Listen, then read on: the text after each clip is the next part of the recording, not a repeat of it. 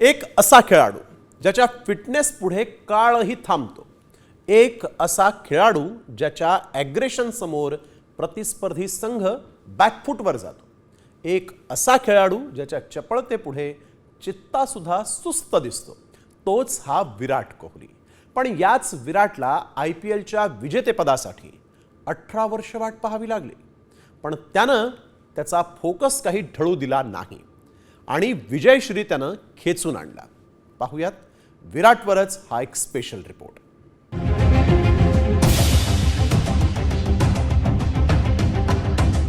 विराट कोहली क्रिकेटच्या मैदानावरचं असं वादळ ज्याच्या समोर भले भले बॉलर लोटांगण घालतात. सचिन तेंडुलकरच्या निवृत्तीनंतर तोच झंझावात आपल्या खांद्यावर पेलत विराटनं दिग्गज बॉलरला अक्षरशः पाणी पाजलंय आणि भारतीय क्रिकेटची पताका नेहमीच फडकवत ठेवली. विराटची कामगिरी नेहमीच प्रेरणादायी ठरली. आपल्या ध्येयावर कसं फोकस राहायचं हे कोहलीकडून शिकावं. तब्बल 17 वर्ष उराशी बाळगलेलं IPL विजेतेपदाचं स्वप्न विराटनं 18व्या मोसमात पूर्ण केलं आणि ऐन जून महिन्यात दिवाळी सुरू झाली. ही पुण्यातील आणि बंगलोरमधील दृश्य हे सांगण्यासाठी पुरेशी आहेत. अंडर-19 वर्ल्ड कपचा विजय हा विराट कोहलीच्या सुरुवातीच्या टप्प्यातील सर्वात मोठा विजय. या विजयानं विराटला बूस्ट मिळाला आणि थेट भारतीय संघात एंट्री झाली. धोनीच्या नेतृत्वात विराट नावाचा हिरा आणखीन निखरला. संघातला आपला खुट्टा त्यानं मजबूत केला अन क्रिकेटचा काळ बदलला. IPL सुरू झालं आणि RCBचं नेतृत्व कोहलीकडे आलं. दिग्गज खेळाडूंमध्ये विराटनं आपलं नाणं खणखणीत ठेवलं आणि RCBला अंडर एस्टिमेट करू नका असा संदेश त्यानं नेहमीच दिला. 3 वेळा पठ्ठ्यानं RCBला फायनलमध्ये आणलं, पण ट्रॉफीवर काही नाव कोरता आलं नाही. IPLची ट्रॉफी जिंकण्याचं स्वप्न कोहलीनं 17 वर्ष जपलं, पण ते पूर्ण झालं 18व्या मोसमात. कोहलीसाठी हा विजय इतका स्पेशल होता की त्याच्या भावना तो मैदानावर काही रोखू शकला नाही. 190 धावांचा पाठलाग करणाऱ्या पंजाबच्या संघाला 184 धावांवरच वेसन घातल्यानंतर विराटनं IPLचं विजेतेपद पहिल्यांदाच आपल्या नावावर केलंय. Virat under nineteen world cup, T20 world cup, ODI world cup आणि चॅम्पियन्स ट्रॉफी या विजेत्या संघाचा भाग होता. ICCच्या प्रत्येक मोठ्या इव्हेंटमध्ये विराट नेहमीच विरोधी संघासमोर हिमालयासारखा उभा राहिला आणि विजयश्री त्यानं खेचून आणला. पण त्याच्याकडे IPLचं विजेतेपद नव्हतं आणि हे स्वप्न त्यानं साकार केलं, तेही 18 वर्षांच्या तपानंतर. 18 नंबरची जर्सी घालणाऱ्या विराटसाठी IPLचा यंदाचा हंगाम अविस्मरणीय ठरलाय. त्याच्या या प्रवासात आणि चढ उताराची साक्षीदार ठरली त्याची पत्नी अनुष्का. विराटचं हे स्वप्न विराट होतं, त्याचा विजयही विराट होता. मात्र हा विराट विजय गाठण्यासाठी करावी लागणारी तपस्या सुद्धा अनेकांना आपल्या कामावर नेहमीच फोकस राहण्याची शिकवण देते आणि त्यानं केलेली तपस्या सुद्धा नवोदितांना नेहमीच प्रेरणा देणारी ठरेल. ब्युरो रिपोर्ट, साम TV न्यूज.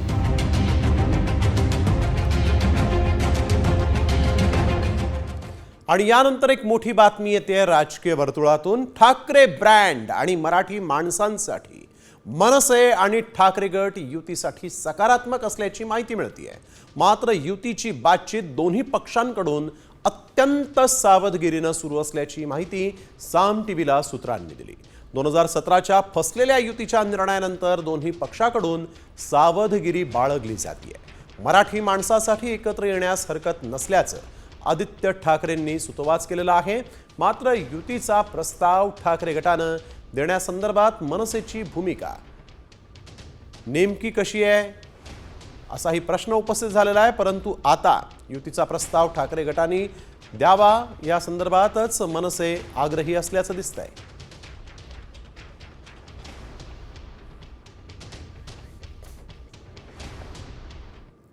तर ठाकरे ब्रँड जपण्यासाठी, खरंच ठाकरे ब्रँड जपण्यासाठी हे ठाकरे बंधू एकत्र येतील का?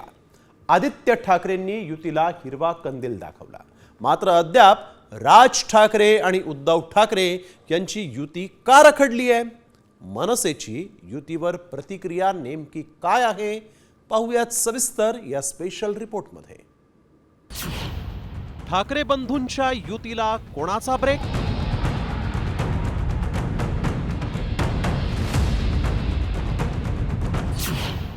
ठाकरेंच्या युतीचं राज गुलदस्त्यात.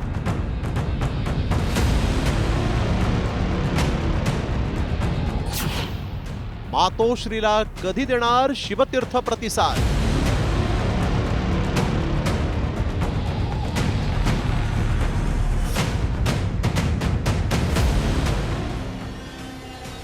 ठाकरे बंधूंच्या एकत्र येण्याची चर्चा ही अधूनमधून सुरूच असते. साद प्रतिसाद, परदेशवारी आणि नंतर युती संदर्भात बोलण्यास मनाई. इथून पुढे दोन ठाकरे बंधू एकमेकांशी चर्चा करणार का, याबद्दल सगळ्यांचीच उत्सुकता कायम ठेवत दोन्ही पक्षांचे नेतेच या संदर्भात विधान करताना दिसतायत. यावेळी मात्र आदित्य ठाकरेंच्या विधानानं युतीच्या थंडावलेल्या चर्चांना पुन्हा उधाण आलंय. बघा, पुढे म्हणजे आम्ही आमच्याकडून प्रतिसाद दिलेला आहे. आमची भावना हीच आहे की मराठी माणसासाठी असेल, महाराष्ट्रासाठी असेल, महाराष्ट्राच्या हितासाठी असेल, जर कोणी सोबत यायला तयार असेल तर आम्ही त्यांना सोबत घेऊन महाराष्ट्र हितासाठी लढत राहू. पहिली गोष्ट आपण ही पाहिली असेल, काल परवाकडे आमचे दीपेश म्हात्रे आणि त्यांनी तिकडचे राजू पाटीलजी ह्या दोघांनी तर एकत्र आंदोलन केलेलं आहे. लोकांच्या मनात काय आहे हे आपल्याला माहिती आहे. आमचं मन साफ आहे. जे कोणी महाराष्ट्र हितासाठी कुठचाही पक्ष असो, कुठचाही नेता असो, आमच्या सोबत यायला तयार आहे. आम्ही महाराष्ट्र हितासाठी एकत्र येऊन लढू. दरम्यान मनसे नेते प्रकाश महाजनांनी तर आदित्य ठाकरे यांनी शिवतीर्थावर येऊन युतीचा प्रस्ताव देण्याचा सल्ला दिला. युती करायची नाही करायची हा सर्वस्वी राजसाहेबांचा प्रश्न आहे. यापूर्वी आम्ही 2 वेळा मातोश्रीवर जाऊन युती करण्याचा प्रयत्न केला. म्हणजे तुम्हाला सिल्वर वॉकवर जाता येतं, तुम्हाला सोनिया गांधीच्या दारात जाता येतं, आणि तुम्हाला मग इथं जायला का मान अपमान वाटतो? आदित्य ठाकरेंनी यावं. मात्र आता राज ठाकरे आणि उद्धव ठाकरे यांच्या युतीच्या चर्चांना कधीपासून सुरुवात झाली पाहूया. 18 एप्रिल 2025 शिवसेना सोडल्याच्या 19 वर्षांनी राज ठाकरेंनी मुलाखतीतून युतीची साद घातली. 19 एप्रिल 2025 उद्धव ठाकरेंकडूनही युतीच्या प्रस्तावाला सकारात्मक प्रतिसाद. 20 एप्रिल 2025 राऊत यांनी युतीच्या चर्चेसाठी कुठलीच अट नसल्याचं सांगितलं. 21 एप्रिल 2025 राज ठाकरेंकडून मनसैनिकांना चर्चा करण्यास मनाई. 22 एप्रिल 2025 उद्धव ठाकरे परदेश दौऱ्यावर. 30 एप्रिल 2025 दोन्ही ठाकरे बंधू परदेश दौऱ्यावरून परतले. 13 मे 2025 शिंदे सेनेचे नेते राज ठाकरेंच्या भेटीला. 16 मे 2025 राज ठाकरेंचे युतीच्या भरवशावर न राहण्याचे आदेश. 23 मे 2025 मनसेसोबत युतीसाठी आम्ही सकारात्मक, राऊतांचं विधान. 4 जून 2025 ठाकरे बंधूंची युती झाल्यास स्वागतच, आदित्य ठाकरे. साद प्रतिसादानंतर शिंदेंच्या नेत्यांची शिवतीर्थावर राज ठाकरेंची भेट. असा हा युतीच्या चर्चांचा प्रवास नेमक्या कुठल्या वळणावर थांबलाय हा प्रश्न आहे. महाराष्ट्राच्या हितासाठी एकत्र येऊ असं म्हणणाऱ्या ठाकरे बंधूंना युतीसाठी नेमकं कुणी रोखलंय? ठाकरे ब्रँड संपणार नाही असं जाहीरपणे म्हणणारे ठाकरे बंधू ठाकरे ब्रँड जपण्यासाठी पालिका निवडणुकीआधी कोणता निर्णय घेतात हे पाहणंही गरजेचं आहे. ब्युरो रिपोर्ट, साम टीव्ही न्यूज.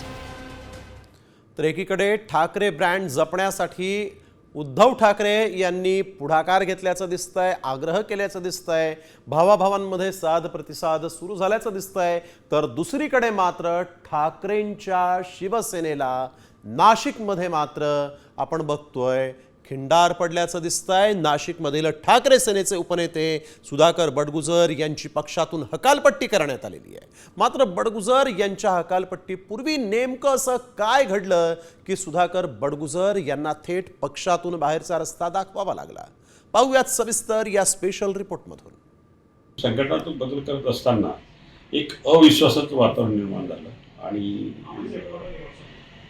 जे बदल झाले ते त्यामुळे अनेक 10-12 लोक नाराज झाले आणि तिथून मग नाराजीचा सूर हा आजपर्यंत तरी आहे. बडगुजर हे म्हणजे नाशिकची शिवसेना नाही, ते आमचे सहकारी आहे, एक लक्षात घ्या. नाशिकमधील ठाकरे सेनेचे माजी जिल्हा प्रमुख सुधाकर बडगुजर यांनी जाहीर नाराजी व्यक्त केल्यानंतर ठाकरे सेनेनं पत्रकार परिषदेचं आयोजन केलं. ही पत्रकार परिषद सुरू असतानाच माजी जिल्हा प्रमुख दत्ता गायकवाड यांना खासदार संजय राऊतांचा फोन आला आणि या पत्रकार परिषदेमध्ये राऊतांच्या सांगण्यावरून बडगुजरांची हकालपट्टी करण्यात आल्याची घोषणा करण्यात आली. आताच आमच्या संजय राऊतांचा फोन आला. सहसंपर्क प्रमुखांना फोन आलेला आहे. संजय राऊत साहेब जे शिवसेनेचे नेते आहेत, फोन हा संजय राऊत साहेबांचा आदरणीय प्रेस सुरू असताना दत्ताजी नाना गायकवाड यांना आलेला. ते आमचे सहसंपर्क प्रमुख आहेत आणि पक्षातून सुधाकर बडगुजर यांची हकालपट्टी झालेली आहे. दरम्यान सुधाकर बडगुजर यांची हकालपट्टी झाल्यानंतर पक्षात नाराजी बोलून दाखवली तर यात चूक काय, असा थेट सवाल केला.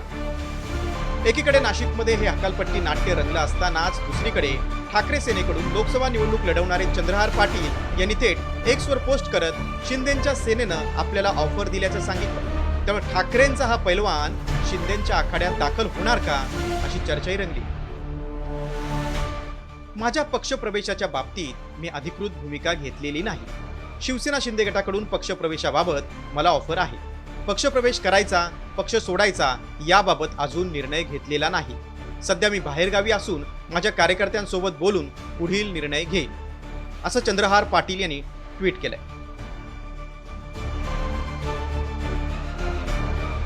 ठाकरे सेनेत आधी नाराजी, मग हकालपट्टी आणि पुढे शिंदे सेनेत किंवा भाजपमध्ये पक्षप्रवेश, हा नवा पायंडाच पडलाय.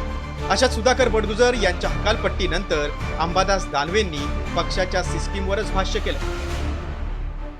सगळेच पक्षाची एक सिस्टीम असते, एक संघटनाची सिस्टीम असते. एखादा माणूस बाजूला हटला म्हणून पक्ष थोडी संपत असतो. त्यामुळे थांबवून दाखवा, करून दाखवा या विषयात मला असं वाटतं, ज्याला जायचं, ज्याचं मन रमत नाही, ज्याच्या मनाला मानत नाही, त्यांनी गेलं तरी काय हरकत नाही, त्याला थांबवायची काय गरज नाही.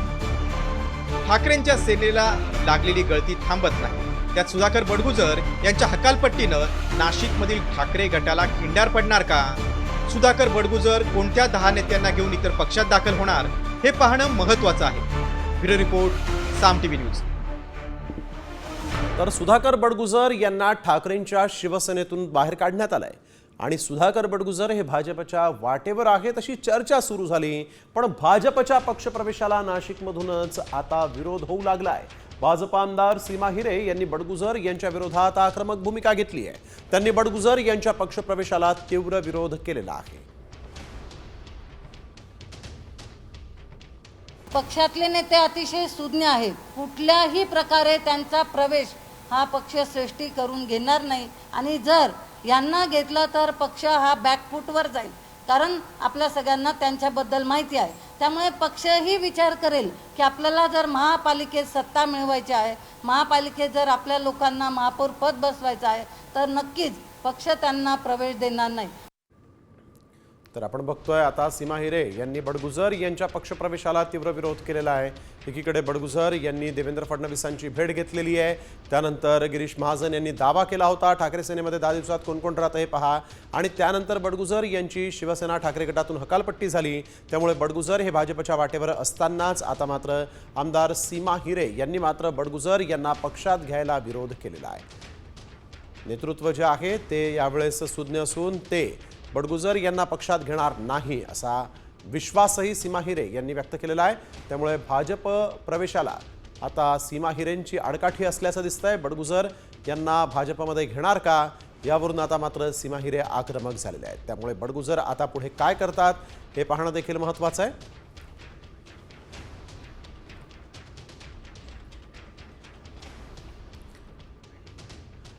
तर यानंतर महत्त्वाची बातमी ठाकरे सेनेसंदर्भातलीच आहे. कारण राज्यात ठाकरे सेना आणि शिंदे सेनेमध्ये टोकाचा राजकीय संघर्ष आहे. मात्र कल्याणमध्ये दोन्ही पक्ष हिंदुत्वाच्या मुद्द्यावर एकत्र आले. बकरी ईदच्या दिवशी किल्ले दुर्गाडीवर घंटानाद आंदोलनाच्या पार्श्वभूमीवर दोन्ही पक्षाच्या नेत्यांनी पोलीस अधिकाऱ्यांची भेट घेतली. किल्ले दुर्गाडीवर नमाज सुरू असताना दुर्गाडी देवीचं मंदिर खुलं ठेवण्याची मागणी करण्यात आलेली आहे.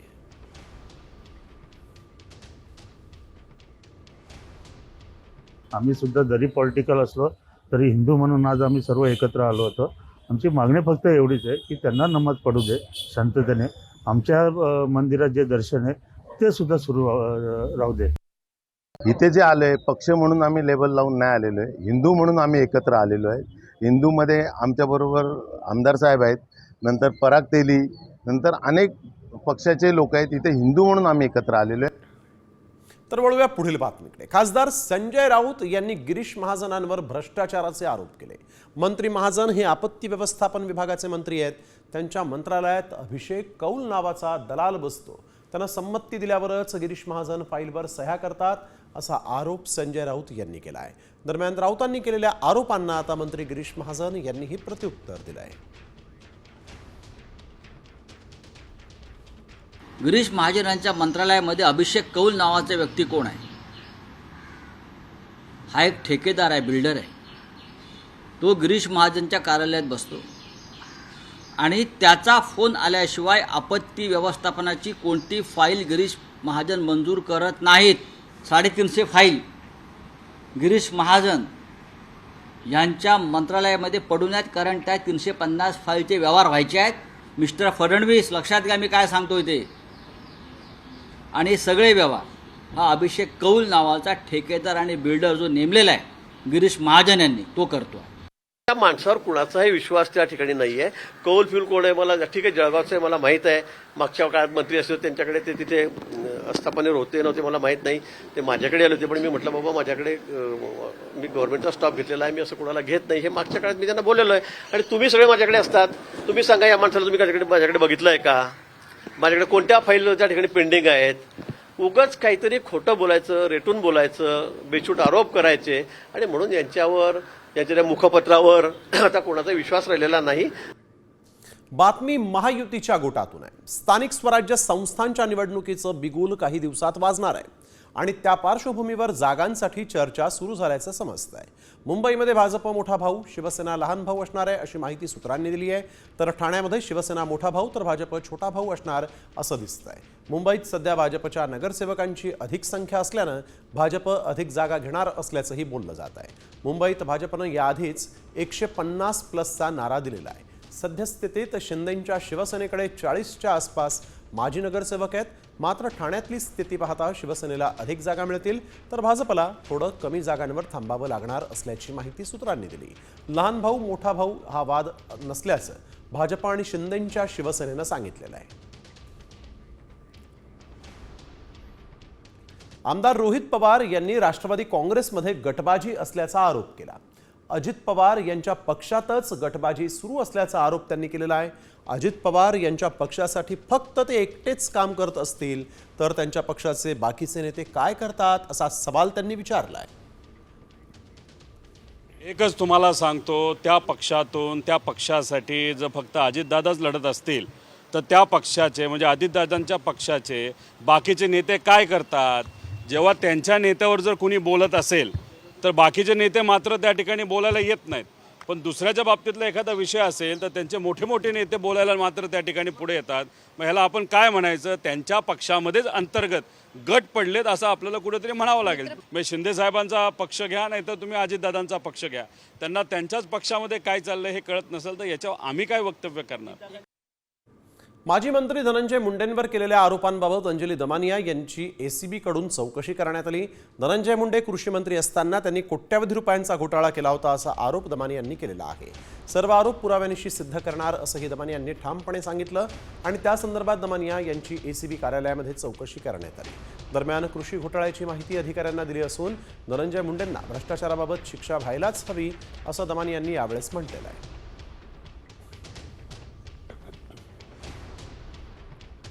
ब्युरोच्या ऑफिसमध्ये आता मी सगळीच्या सगळी माहिती जी कृषी घोटाळ्याची होती, ऑफिस ऑफ प्रॉफिटची होती, त्याचे पेपर बाय पेपर मी त्या सगळ्या आयोजना 2 आयोज त्यांनी असाईन केल्या त्याच्यासाठी. त्यांना ती पूर्ण माहिती एक्सप्लेन केली. ज्या ज्या चुकीच्या गोष्टी केल्यात त्याची शिक्षा त्यांना झालीच पाहिजे आणि त्यासाठी माझे होतील तेवढे जीवतोड प्रयत्न मी करणार आहे. पुढे आता परमेश्वराच्या हातात आहे आणि मुख्यमंत्र्यांच्या हातात आहे, बघू. वैष्णवी हागवणे आत्महत्ये प्रकरणी पंखा आणि साडीनंतर आत्महत्या करण्यासाठी वापरलेल्या स्टूलाचीही फॉरेन्सिक चाचणी करण्याचा निर्णय झालेला आहे आणि यासोबतच वैष्णवीला मारहाण केलेल्या लोखंडी पाईपचीही फॉरेन्सिक चाचणी होणार आहे. या वस्तूंच्या तपासणीनंतर मोठा पुरावा हाती लागण्याची शक्यता आहे.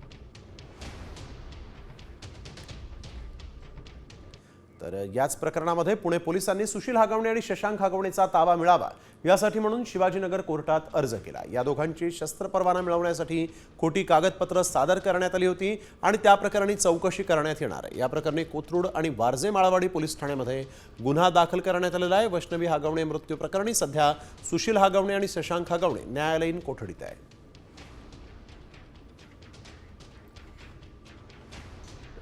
पोलीस अधिकारी जालिंदर सुपेकरांबाबत धक्कादायक गोष्टी समोर येत आहेत।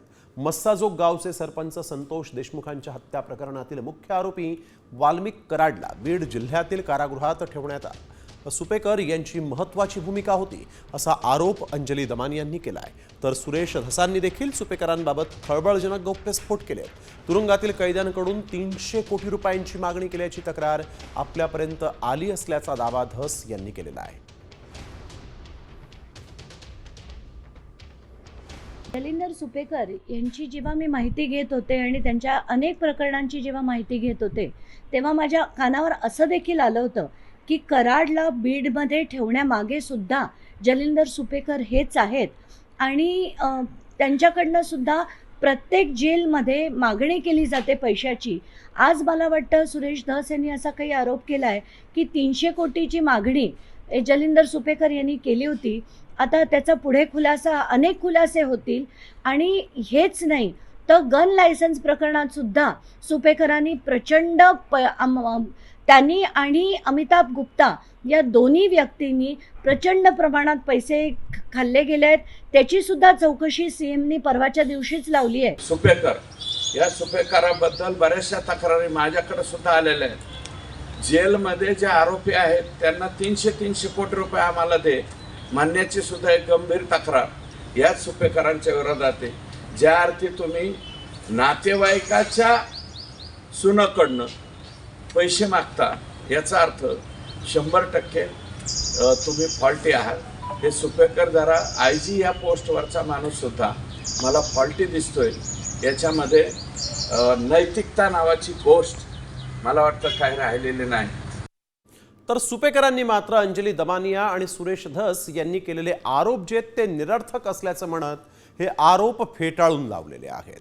जशी घटना हागवणेंसंदर्भात हागवणेंच्या घरात घडली अगदी तशीच घटना सोलापुरात देखील घडलेली आहे आणि यावेळेस गर्भवती आशा राणी भोसले या विवाहितेनं आत्महत्या केली आणि आता या आत्महत्या प्रकरणी पती पवन, सासू अलका, सासरा बलभीम या तिघांना पोलिसांनी बेड्या ठोकल्या आहेत। सासरच्या त्रासाला कंटाळून आशा राणी भोसले हिनं आत्महत्या केली होती। 4 चाकी आणि पैशांच्या हव्यासासाठीच सासरच्यांनी छळ केल्याचा आरोप तिच्या कुटुंबियांनी केला आहे। मृत आशा राणी भोसले हिला 3 वर्षांची चिमुकली आहे। त्या दुसऱ्यांदा गर्भवती देखील होत्या आणि याच वेळेस सासरच्या छळाला कंटाळून या विवाहितेनं आत्महत्या केलेली आहे। आमच्या बहिणीला फक्त न्याय मिळलं पाहिजे, त्याला फाशी झालीच पाहिजे। त्यानंच खून केलेलं आहे सर। पूर्ण तिच्या हातात आम्ही तिचं बॉडी बघितलं, सगळं तिला काळे काळे डाग आहेत सर। काहीतरी मारला असेलच त्यानं। सो तिचा हाईट पण पोहोचत नाही सर। ते किती तर 11 फुटाचं उंची आहे। तिथं 4 गाठी मारले। 4 गाठी कोण मारतात सर? आणि फाशी घेतलेलं फक्त इथं एकच गाठ आणि ती पण असं वाकड्या साईडला ही केलेली आहे। त्याने खून नाही केलेत ना, ती आत्महत्या केली असं ते म्हणतात ना, मग ते आता का मीडिया समोर येत नाहीत? कारण मग ते केलेत, त्यांनी पाप केले, ते गुन्हेगारी आहेत म्हणूनच नाही आले ना सर। आमच्या पोटात आग पडलंय, आग। त्यांना फाशी द्या तेव्हा आमचा आग थंड होणार। आपल्याकडे हुंडाबळीची केस दाखल आहे। या गुन्ह्यातले 3ही आरोपी, तिचे पती, तिचे सासू आणि तिचे सासरे या तिघांना अरेस्ट करण्यात आले आहे। सकृत दर्शनी ती सुसाईड बाय हँगिंग आहे। आम्ही स्पॉट व्हिजिट केलेली आहे, फॉरेन्सिकची टीम पण कॉल केलेली आहे आणि PM साठी बॉडी आपण सिव्हिल हॉस्पिटलला पाठवलेली आहे। या सगळ्याचा तपास झाल्यानंतर आपण कन्क्लुजनला येऊ शकतो। तर पुणे सोलापूर पाठोपाठ नागपूरमध्ये देखील हुंडाबळीची घटना समोर आली। सासरच्या जाचाला कंटाळून या नवविवाहितेनं लग्नानंतर अवघ्या 35व्या दिवशी गळफास घेऊन आत्महत्या केली आहे। बुटीबोरी पोलीस ठाण्याच्या हद्दीत राहणारी मयुरी ठाकरे डाहुले हिचा अभिषेक डाहुले सोबत 25 एप्रिललाच विवाह झाला होता। विवाह झाल्यानंतर मयुरीच्या सासू आणि सासऱ्यांनी लग्नात झालेल्या खर्चाच्या भरपाईसाठी पैशांचा तगादा लावायला सुरुवात केली आणि सासरच्या मंडळींचा पैशासाठी जाच सुरू झाला. अशात मयुरीनं गळफास घेत आत्महत्या केल्याचं समोर आलेलं आहे. या प्रकरणात बुट्टीबोरी पोलिसांनी पतीसह सासू सासऱ्याला आता बेड्या ठोकल्या आहेत.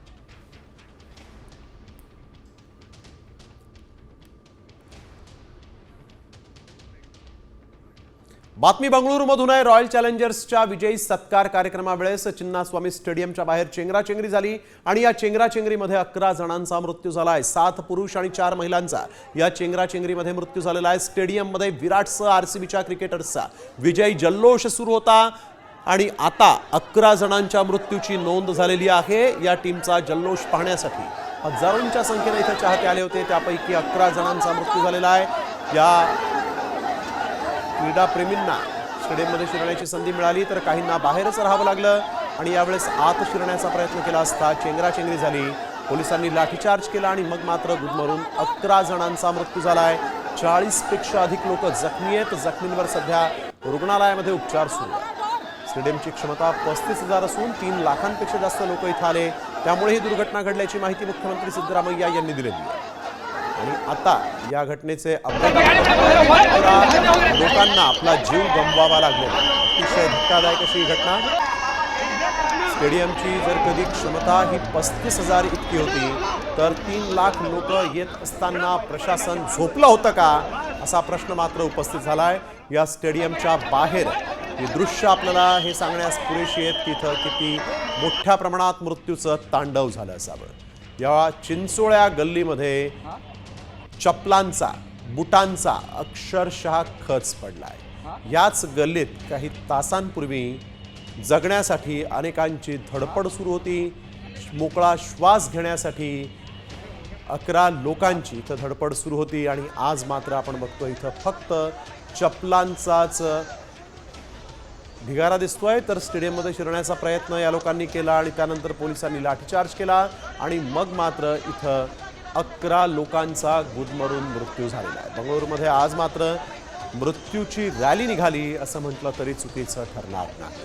जिथं जल्लोष होता, जिथं घोषणा होत्या, आज तिथं आपण बघतोय की शोक आहे, मातम आहे.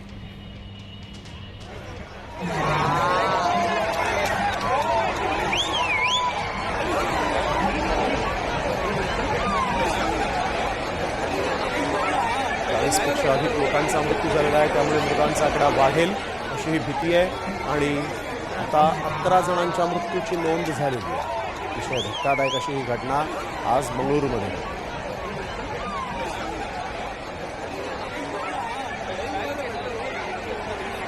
तर स्टेडियमच्या बाहेर 11 लोकांचा मृत्यू झाला होता. मृत्यूचा अक्षरशः तांडव सुरू असतानाही स्टेडियममध्ये मात्र जोरदार सेलिब्रेशन सुरू आहे. बंगळुरूत आरसीबीच्या टीमचा संवेदनशीलतेचा कळसच पाहायला मिळाला. देशभरात चेंगराचेंगरीच्या बातम्या सुरू असताना स्टेडियमच्या बाहेर काय घडलं याची थोडीही कल्पना या टीमला नसू शकते का असा सवाल उपस्थित होता. त्यामुळे या टीमचा संवेदनशीलपणा पाहायला मिळालेला आहे. रॉयल चॅलेंजर्स मध्ये मोठा विजय मिळाल्यानंतर हे सगळे लोक थँक्यू म्हणण्यासाठी, संघाचं अभिनंदन करण्यासाठी इथं जमले होते आणि हा उत्साह आपण बघतोय कशा पद्धतीनं 11 लोकांचे जीव घेऊन गेले. एकीकडे स्टेडियमच्या बाहेर मृत्यूचं तांडव सुरू होतं तर स्टेडियममध्ये विजयाचं सेलिब्रेशन सुरू होतं.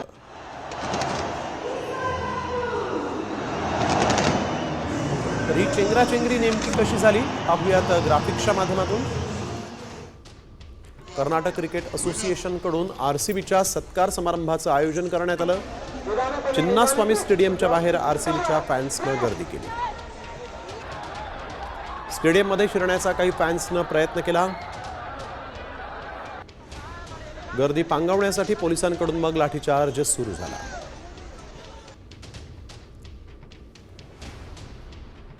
तर याच बंगळुरूमध्ये मृत्यूची रॅली आज निघाली. जिथं विजय रॅली निघणार होती तिथं मात्र 11 लोकांचे मृत्यू झालेले आहेत.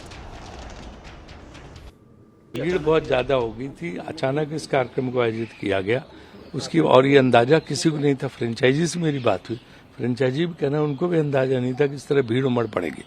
तो ये अचानक हुआ हादसा है जिसको लेके सारे लोग दुखी हैं और जो भी जितनी मैक्सिमम मदद हो पाएगी मृतकों के परिवारों की और जो घायल हैं उनके, वो सब करने का प्रयास हो रहा है। तर चेंगराचेंगरीमध्ये दिव्यांशी नावाच्या मुलीचा मृत्यू झालेला आहे। 14 वर्षांची दिव्यांशी विराटला पाहायला आली होती, मात्र तिच्यावरही काळानं घाला घातला। गर्दीत दिव्यांशी अडकली आणि चेंगराचेंगरी झाल्यानं तिचा श्वास कोंडला गेला आणि तिचा दुर्दैवी अंत झाला। तर दुसरीकडे एका चिमुरडीला पोलिसांनी वाचवलेलं आहे।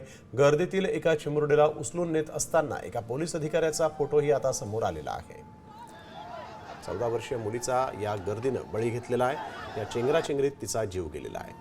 आतापर्यंत 11 जणांचा मृत्यू झाल्याची माहिती समोर आलेली आहे। 14 वर्षांची ही मुलगी विराट कोहलीला पाहण्यासाठी इथं आली होती।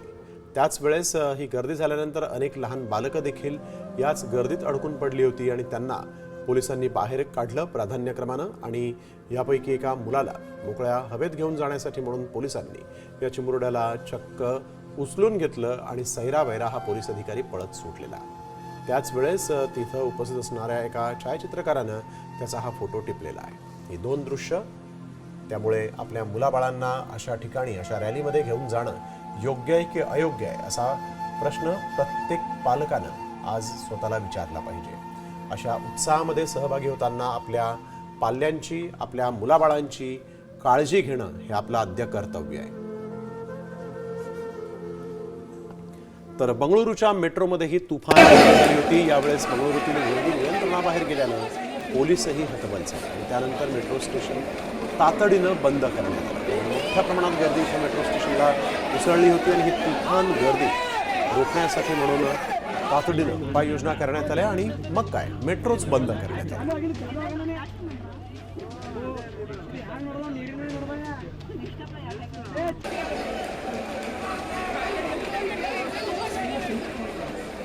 आणि यानंतर एक मोठी महत्त्वाची बातमी। भारतात जातनिहाय जनगणनेची तारीख जाहीर झालेली आहे। 2 टप्प्यात ही जनगणना होणार असल्याची घोषणा केंद्रीय गृह खात्याने केली आहे। देशात 1 मार्च 2027 ला जातनिहाय जनगणना होणार आहे, तर हिमाचल प्रदेश, उत्तराखंड आणि इतर केंद्रशासित प्रदेशांमध्ये विशेष बाब म्हणून 1 ऑक्टोबर 2026 ला जनगणना होणार आहे। ही जनगणना 2 टप्प्यांमध्ये पूर्ण केली जाईल। जनगणना करणारे कर्मचारी प्रत्येक घरात जाऊन लोकांची माहिती गोळा करतील। यामध्ये त्यांच्या जातीबाबतची माहिती देखील घेतली जाणार आहे। जातनिहाय जनगणना करण्यात आल्यानंतर लोकसंख्या जाणून घेणं, समाजातील विविध वर्गांची स्थिती जाणून घेणं हे त्यामागचा प्रमुख उद्दिष्ट आहे। 1 मार्च 2027 ला देशात जातनिहाय जनगणना होणार आहे। जवळजवळ 2 वर्षांनंतर ही जनगणना होणार आहे। केंद्रशासित प्रदेशामध्ये 1 ऑक्टोबर 2026 ला जातनिहाय जनगणना सुरुवात होईल। नुकतीच जातनिहाय जनगणना करण्याचं घोषित करण्यात आलं होतं। त्यानंतर आपण बघतोय की आता 1 मार्च 2027 ला जनगणना सुरू होईल असं सांगण्यात आलेलं आहे। जगभरातील दिग्गज कंपन्यांकडून सुरू असलेल्या नोकर कपातीचं सत्र हे सुरूच आहे। वॉल्ट डिझने कंपनीनं पुन्हा एकदा शेकडो कर्मचाऱ्यांना कामावरून काढून टाकलं। गेल्या 10 महिन्यांमधील कंपनीची ही चौथी आणि सर्वात मोठी नोकर कपात आहे। या नोकर कपातीचा डिझने एंटरटेनमेंट डिव्हिजनच्या अनेक युनिट्सवर मोठा परिणाम झाला आहे।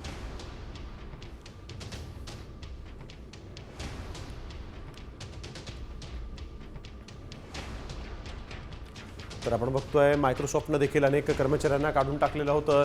त्यानंतर वॉल्ट डिझनेकडून पुन्हा नोकर कपात करण्यात आलेली आहे। लहान मुलांमधील लठ्ठपणा आता पालकांची चिंता वाढवणार आहे। एम्सचा एक अहवाल लहान मुलांमधील लठ्ठपणाबद्दल नेमकं काय सांगतोय? लठ्ठपणा डोकेदुखी का ठरणार आहे? पाहूयात या स्पेशल रिपोर्टमध्ये। तुमची मुलं लठ्ठ आहेत का?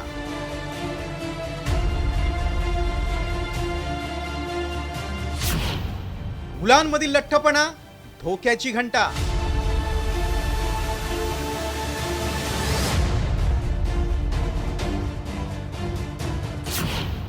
लठ्ठपणा म्हणजे मधुमेहाला आमंत्रण।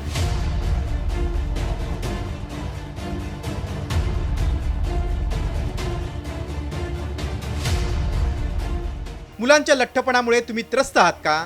तुमची मुलं दिवसेंदिवस लठ्ठ होत आहेत का? तर ही बातमी तुमच्यासाठी महत्त्वाची आहे। कारण बिघडलेल्या जीवनशैलीमुळे आणि खाण्याच्या सवयींमुळेच प्रौढच नाही तर लहान मुलंही लठ्ठपणाचा शिकार ठरत आहेत. अनेक मुलांचं वजन त्यांच्या वयापेक्षा खूप जास्त असतं, त्यामुळे लहान मुलांच्या आरोग्यावर त्याचा विपरीत परिणाम होतोय. लहान मुलांमधील हा लठ्ठपणा प्रौढ वयात अनेक आजारांना आमंत्रण देऊ शकतो. एम्सच्या अहवालात लहान मुलांच्या लठ्ठपणाबाबत काय सांगण्यात आलंय ते पाहूयात. भारतात 1 लाखापेक्षा जास्त मुलांची तपासणी. 5 ते 15% मुलांमध्ये लठ्ठपणाची समस्या. ग्रामीण भागापेक्षा शहरी भागात लठ्ठपणाचं प्रमाण अधिक. लठ्ठपणाच्या समस्येमुळे मोठेपणी डायबेटीज आणि हृदयविकाराचा धोका. लहान मुलांमधील लठ्ठपणाची समस्या वेगानं वाढते. अशा तज्ज्ञांनी देखील मुलांमधील लठ्ठपणाच्या समस्येवर चिंता व्यक्त केली आहे. ही खरी गोष्ट आहे. आधीपासून आता इतक्या मागच्या काही वर्षापासून जर विचार केला तर शहरातल्या मुलाचं किंवा ग्रामीण मुलाचं सुद्धा वजन वाढत आहे आणि याचं कारण बऱ्याचशा गोष्टी आहे. सगळ्यांना माहीतच आहे की मोठ्या व्यक्तींना जर वजन जास्त असेल तर त्यांना डायबिटीजपासनं, हार्टची बिमारीपासनं, ब्लड शुगरपासनं, थायरॉइडपासनं बऱ्याचशा गोष्टी आजार होऊ शकतो. त्याच्यामुळे लहान मुलात सुद्धा हे आजार जर आधी नव्हते, पण जर त्यांचं वजन जर जास्त राहिलं तर हे डायबिटीज, हार्टची बिमारी म्हणजे असे आजार यांना जास्त होऊ शकतात. मुलांमधील लठ्ठपणा रोखण्यासाठी कुटुंब, शाळा, डॉक्टर आणि सरकारनं शक्य तितक्या लवकर एकत्र येऊन पावलं उचलायला हवीत, जेणेकरून प्रत्येकाच्या घरातील मुलं निरोगी राहतील. मुलांमधील लठ्ठपणा रोखायचा कसा ते पाहूयात. घरातील शिजवलेले अन्न खाण्यास मुलांना प्रवृत्त करा. लहान मुलांमध्ये व्यायामाची आवड निर्माण करा. मैदानावरील खेळांसाठी मुलांना प्रोत्साहित करणं गरजेचं आहे. मुलांची नियमित आरोग्य तपासणी करून डॉक्टरांचा सल्ला घ्या. मुलांना जंक फूडऐवजी फळे, भाज्या आणि धान्य खाण्यास शिकवा. पालक आणि शिक्षकांनी लहान मुलांच्या लठ्ठपणावर लक्ष द्यावं. लहान मुलांमधील लठ्ठपणा रोखणं ही आता काळाची गरज ठरली आहे हे निश्चित. योग्य आहार, व्यायाम आणि जंक फूडला नकार हाच लहान मुलांच्या उत्तम आरोग्याचा मंत्र आहे आणि मुलांबरोबरच पालकांनीही त्याचं पालन करणं गरजेचं आहे. ब्युरो रिपोर्ट, साम टीव्ही न्यूज. कल्याण डोंबिवलीमध्ये कोरोनाचा 3रा बळी गेलाय. 77 वर्षीय इस्माचा दुर्दैवी मृत्यू झालाय. कोरोनामुळे मृत्यू पावलेल्या रुग्णांची संख्या 3 वर पोहोचली आहे. कल्याण डोंबिवलीत कोरोनाच्या 13 रुग्णांची नोंद झालेली आहे. 77 वर्षीय व्यक्तीचा कोरोनामुळे दुर्दैवी मृत्यू झाला आहे. कोल्हापूर जिल्ह्यात कोरोनामुळे आणखीन एकाचा मृत्यू झाला. वाळवा तालुक्यातील 76 वर्षीय वृद्धाचा मृत्यू झालाय. कोल्हापूर जिल्ह्यात सध्या 8 सक्रिय कोरोनाबाधित रुग्ण आहेत, तर नागपूरमध्ये 2 कोरोनाबाधित रुग्णांच्या मृत्यूची नोंद झाली असून नागपूरमध्ये सध्या 4 कोरोनाबाधित रुग्णांवर उपचार सुरू आहेत.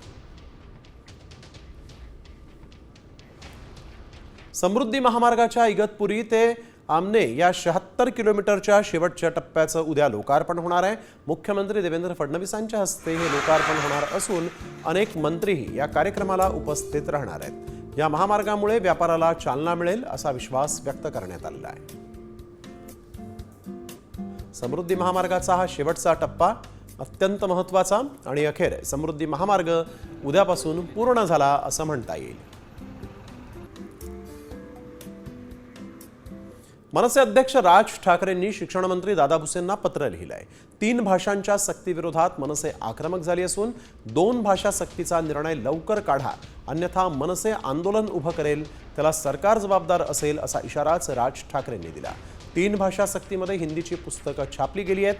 त्याच्यामुळे स्वतःच्याच निर्णयावरून युटर्न सरकार मारणार नाही.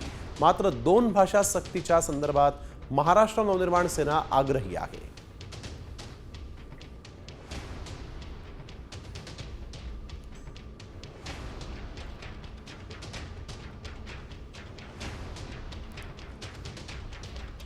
तर वळूया पुढील बातमीकडे. मुंबईमध्ये 37,000 कोटी रुपये खर्चून बांधलेल्या मेट्रोला चक्क ताडपत्रीचा आधार देण्यात आलेला आहे. बीकेसी स्टेशनला ताडपत्री न झाकण्यात आलं. पहिल्याच पावसात भुयारी मेट्रोची पुरती पोलखोल झाली, त्यामुळे बीकेसी स्टेशन ताडपत्री न झाकण्यात आलेलं आहे.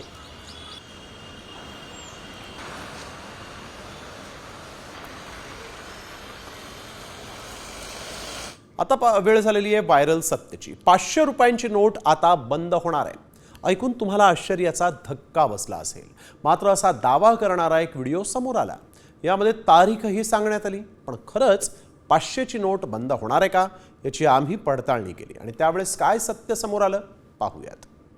आरबीआई की तरफ से यही बताया जा रहा है कि 500 का नोट छपना बंद हो गया. नोटबंदी ही है. और मैं आपको तारीख दे दूं, जो सूत्र बता रहे हैं कि मार्च 2026 तक 500 का नोट खत्म. हा दावा ऐकून सगळ्यांनाच आश्चर्याचा धक्का बसला असेल. चलनातून 500 रुपयांच्या नोटा बंद होणार आणि त्या नोटांची छपाई देखील बंद केली आहे असा दावा करण्यात आलाय. या दाव्यामुळे एकच खळबळ उडाली आहे. एका व्यक्तीनं काय दावा केलाय पुन्हा एकदा ऐका. आरबीआई की तरफ से यही बताया जा रहा है कि 500 का नोट छपना बंद हो गया. कि मार्च 2026 तक 500 का नोट खत्म. 500 रुपयांच्या नोटा बंद होणार. 500 रुपयांच्या नोटांची छपाई थांबवली. व्हायरल व्हिडिओ मागचं सत्य काय? 500 रुपयांच्या नोटा बंद होणार हा दावा म्हणजे सगळ्यांसाठीच अत्यंत महत्त्वाचा विषय. एखादी 20-30 रुपयांची छोटी वस्तू घ्यायची असेल आणि 500 रुपये सुट्टे करणं म्हणजे अनेकांना टेन्शन येतं. दुकानदारही सुट्टे पैसे देत नाहीत आणि आता चक्क 500 रुपयांची नोटच बंद होणार असल्याचा दावा केल्यानं अनेकांमध्ये संभ्रम निर्माण झालाय. 500ची नोट बंद झाली तर दुसरी नोट चलनात येणार आहे का? 500ची नोट बंद होणार असेल तर आपल्याकडे असलेल्या 500 रुपयांचं काय करायचं असे अनेक सवाल उपस्थित होत असल्यानं आम्ही या व्हिडिओची पडताळणी सुरू केली. जशी 2000ची नोट चलनातून बाद झाली तशी 500 रुपयांची ही नोट बंद होऊ शकते असं अनेकांना वाटू लागलंय. त्यामुळे खरंच ही नोट बंद होणार आहे का याची आम्ही पडताळणी सुरू केली. याबाबत बँकिंग क्षेत्रात उत्तम कामगिरी करणाऱ्या एक्सपर्टना आमची टीम भेटली आणि त्यांच्याकडून अधिक माहिती जाणून घेतली. जेव्हा जेव्हा आपल्या नोटाबंदी झाली त्या पाठीमागचं कारण हे फक्त ब्लॅक मनी बाहेर काढण्याकरताच कारण सरकारने दिलं होतं. आणि हे जे ब्लॅक मनी ज्याला आपण काळा पैसा म्हणतो तो काळा पैसा हाय डिनॉमिनेशनच्या नोटामध्येच साठवला जातो. आणि 500 रुपयाच्या नोटामध्ये जर काळा पैसा साठवायचा म्हटलं तर त्याला लागणारा एरिया एवढं ह्यूज आहे. आणि 500च्या नोटा रद्द करून तुम्ही जर 200वर आणाल तर हे अशक्य कोटीतली गोष्ट आहे. ही केवळ अफवा 1001% अफवाच आहे. त्यामुळं आमच्या पडताळणीत काय सत्य समोर आलं पाहूया. 2026 मध्ये 500च्या नोटा बंद होणार ही अफवा आहे. सोशल मीडियावरील दावा दिशाभूल करणार आहे. 500 रुपयांची नोट चलनात कायम राहणार आहे. लोकांमध्ये भ्रम पसरवण्यासाठी मेसेज व्हायरल केला जातोय. असे दावे लोकांमध्ये संभ्रम निर्माण करण्यासाठी केले जातात. पैशांचा विषय हा प्रत्येकाच्या जिव्हाळ्याचा विषय असल्यानं सगळीकडेच याची चर्चा करतात. मात्र आमच्या पडताळणीत 500 रुपयांची नोट चलनातून बाद होणार असल्याचा दावा असत्य ठरलाय. शिवाजी शिंदे, साम टीव्ही न्यूज, ठाणे.